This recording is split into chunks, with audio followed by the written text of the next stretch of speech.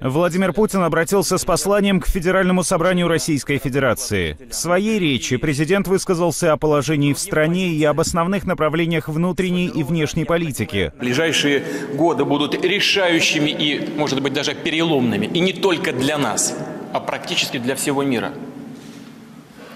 который вступает в эпоху кардинальных перемен, а может быть даже и потрясений. Кто вырвется вперед, а кто останется аутсайдером и неизбежно потеряет свою самостоятельность, будет зависеть не только от экономического потенциала, но прежде всего от воли каждой нации, от ее внутренней энергии. Для развития России важно, чтобы граждане видели, что власть прозрачна, доступна и не является изолированной кастой, считает Путин. Он поручил правительству внести предложение по изменению самих принципов работы контрольных органов. Неприемлемо, когда показателем деятельности контрольных органов служит не результат, а просто число проверок. Просто классическая палочная система. Необходимо ввести публичную отчетность контрольно-надзорных органов об итогах проверок, а также о затраченных на их проведение финансовых и людских ресурсах.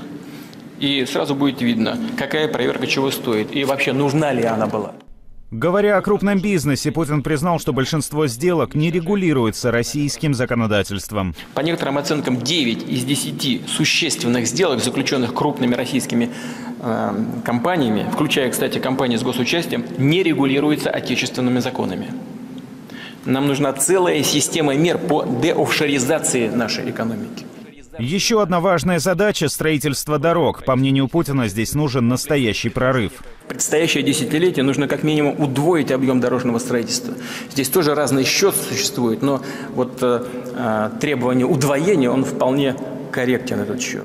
Для Владимира Путина это 9-е послание Федеральному собранию, но первое после избрания на пост главы государства в марте 2012 года. Особенностью нынешнего мероприятия стало то, что в мраморный зал Кремля впервые были приглашены представители региональных законодательных собраний.